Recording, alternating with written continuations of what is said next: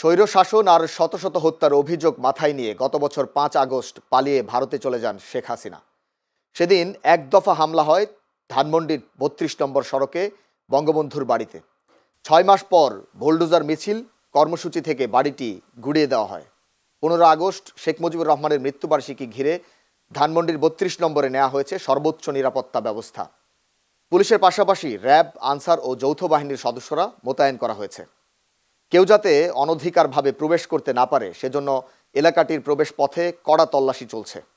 আজ ধানমন্ডির ৩২ নম্বরে অবস্থান নিয়েছে বিএনপি ও তার অঙ্গ সংগঠনের নেতাকর্মীরা। আচরণ সন্দেহজনক মনে হওয়ায় ও সামাজিক যোগাযোগ মাধ্যমে লাইভ করায় বেশ কয়েকজনকে আটক করে পুলিশে দেয় বিএনপি নেতাকর্মীরা। এ নিয়ে গতকাল রাত থেকে এখন পর্যন্ত ৭ জনকে গ্রেফতার করা হয়েছে। আমাদের ইতিহাসকে অস্বীকার করতে পারি না। দেখার জন্য দেখা হয়ে গেছে, আমি এখন চলে যাব। আমি সত্য বললে কি আপনি আমার নিরাপত্তা দিবেন? আপনি সত্য বললে আমি দেশবাসীকে জানাতে পারবো। নিরাপত্তার প্রশ্ন আছে আমার। হাসিনা পালাইছে, আপনি এখানে কেন?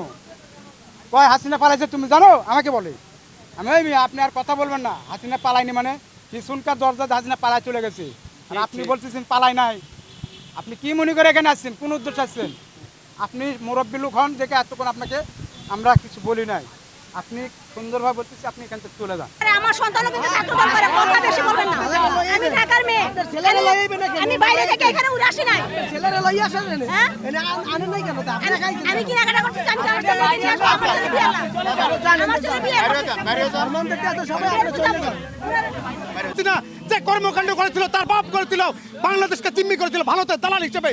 আজকে সেই বাংলাদেশের মধ্যে এখানে একটা এমন একটি ঘর তৈরি করেছিল, এই ঘর থেকে বাংলাদেশের মানুষকে জিম্মি করা হয়েছিল। এখান থেকে পাকিস্তান থেকে শুরু করে আজ পর্যন্ত আমরা স্বাধীনতা মুক্তি পাইনি। যারা আজকে মিডিয়া জেল করতেছে, যারা মিডিয়া জেল করতে থেকে থমথমে পরিবেশ। আরে কিসের থমথমে পরিবেশ? কেন থমথমে পরিবেশ হবে এখানে? কি জন্য থমথমে পরিবেশ হবে? এখানে মানুষ এসেছে এই ফ্যাসিস্ট মাফিয়া হাসিনা যে ঘর তৈরি করেছিল সেই ঘর থেকে মুক্তির জন্য এখানে এসেছে।